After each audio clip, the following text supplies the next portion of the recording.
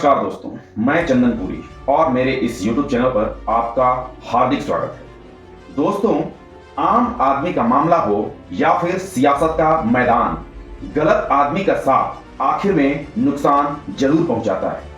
और कुछ यही हाल इस वक्त बिहार में एनडीए यानी कि डबल इंजन की सरकार को हो रहा है। सबसे पहले बात करते हैं जेडीयू के उम्मीदवार अनंत सिंह की, जिन्होंने आरजेडी नेता दुलार चंद यादव की हत्या कराकर एनडीए की जमकर किरकिरी कराई।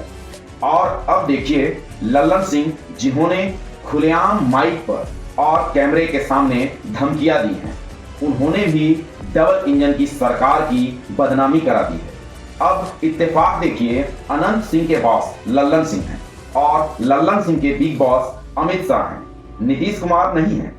इन दोनों नेताओं की हरकतों ने कहीं न कहीं बीजेपी और एनडीए दोनों के लिए भारी मुसीबत खड़ी कर दी है। लल्लन सिंह का वो बयान जिसमें उन्होंने कहा वोटिंग वाले दिन विपक्षी नेताओं को घरों में बंद कर देना, इस बयान ने पूरे इलाके का माहौल जातीय आधार पर बांट दिया है। अब ये सिर्फ मोकामा या पटना की बात नहीं रह गई है, बल्कि पूरा इलाका बन गया है।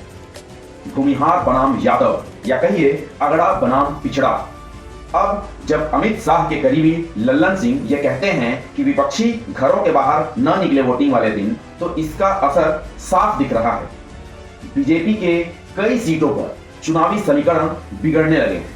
अब जरा आंकड़ों पर नजर डालिए।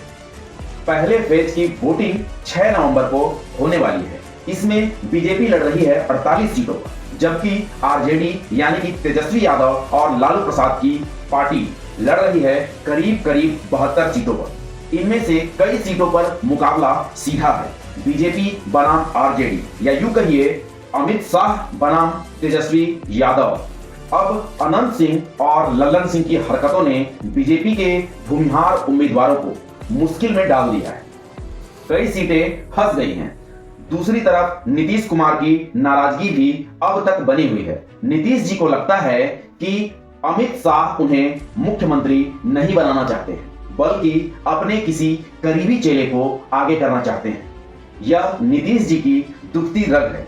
और अगर 14 नवंबर को जब नतीजे आएंगे, नीतीश कुमार कोई चौंकाने वाला खेल खेल जाएं, मतलब कि पाला बदलकर लालू जी के साथ चले जाएं, तो ताज्जुब मत करिएगा।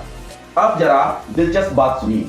लालू परिवार इन दिनों नीतीश कुमार की जमकर तारीफ कर रहा है।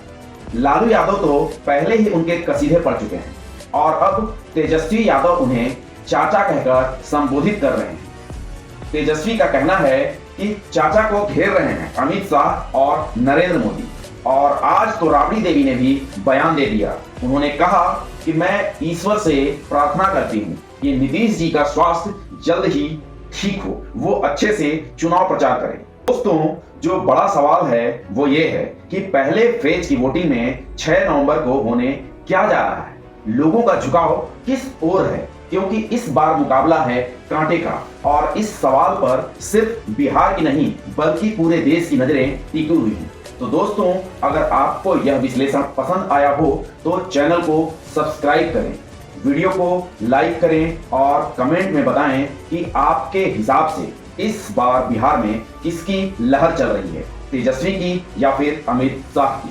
बहुत बहुत धन्यवाद।